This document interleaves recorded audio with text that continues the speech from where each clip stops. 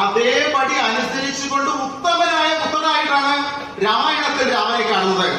ഇന്നത്തെ കാലഘട്ടത്തിൽ ചിന്തിക്കുമ്പോൾ നമ്മൾ ആലോചിക്കണം, രാമായണം നമ്മൾ പഠിപ്പിക്കുന്നത് ഉത്തമനായ പുത്രനായിരിക്കണം, നിന്റെ പിതാവിനെ ഇത് നോക്കണമെന്ന് പറയുമ്പോൾ ഇന്ന് നമ്മൾ മാധ്യമങ്ങളിലൊക്കെ കാണുന്നു. നമ്മൾ ശ്രദ്ധിക്കണം, പിതാവ് ഇത്രയും കാലം വളർത്തി വലുതാക്കി, ജീവിതകാലം മുഴുവൻ ജോലി ചെയ്ത് അച്ഛനമ്മമാരും മക്കളെ വലുതാക്കി വളർത്തി വിവാഹവും കഴിപ്പിച്ച് അവർക്ക് പറ്റുമെങ്കിൽ ഒരു വീട് കൂടി വെച്ച് കൊടുത്ത ശേഷം ഈ പിതാവിനെ വഴിയരികിലും ശരണാലയത്തിലും കൊണ്ട് ഉപേക്ഷിക്കുന്ന പുത്രന്മാരെ കാണുന്ന ഒരു കാലഘട്ടമാണ് ഈ കലിയുഗം.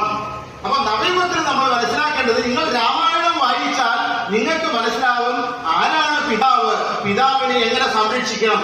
ഇനി നിങ്ങൾ പിതാവിനെ സംരക്ഷിച്ചില്ലെങ്കിൽ നിങ്ങൾക്ക് വരുന്ന അനുഭവം ദശരഥന്റേത് തന്നെയാണ്. അത് നിങ്ങൾ മനസ്സിലാക്കണം. ദശരഥന്റെ കഥ നമുക്ക് വീണ്ടും വരുവാനൊക്കെ ചർച്ച ചെയ്യാം. അപ്പൊ ഞാൻ ഇവിടെ പറഞ്ഞത്, ഇതിന് പറയുന്നത് പിതൃപുത്ര ബന്ധം. അടുത്തത് ഞാൻ പറയാൻ പോണ ഭാര്യ ഭർത്തൃ ബന്ധം.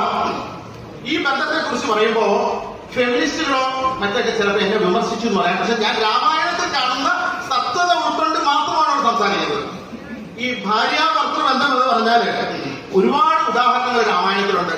വഴിയെ ആ ഭാര്യ ഭർത്തൃ ബന്ധത്തെ കുറിച്ച് ഞാൻ പറയാം. ഇതിന് ഞാൻ ആദ്യം പരാമർശിക്കുന്നത് സീതയാണ്. കൈകേയി ഒരിക്കലും ദശരഥനോട് ആവശ്യപ്പെട്ടിട്ടില്ല വനവാസത്തിന് സീതയെ വിടണമെന്ന് ആവശ്യപ്പെട്ടിട്ടില്ല. രാമനെ വിടാൻ പറഞ്ഞിരിക്കുന്നത്, ലക്ഷ്മണനെ പറഞ്ഞിട്ടില്ല.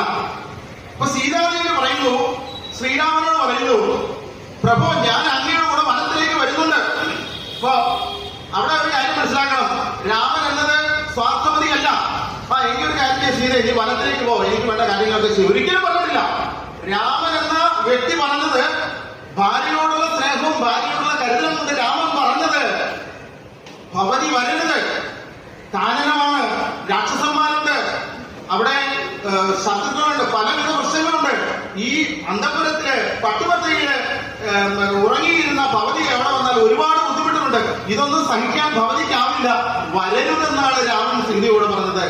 അപ്പൊ സീത പറഞ്ഞ മറുപടി എന്താന്ന് വെച്ചാല്, ഒരു ഭാര്യ എന്ന നിലയില് ഭർത്താവിനെ പരിചരിക്കാനും ഭർത്താവിനെ കൂടെ വരുവാനുമുള്ള അവകാശം എനിക്കുണ്ട്, ആ ഒരു ധർമ്മം എനിക്കുണ്ട്, ധർമ്മബോധം എനിക്കുണ്ട്.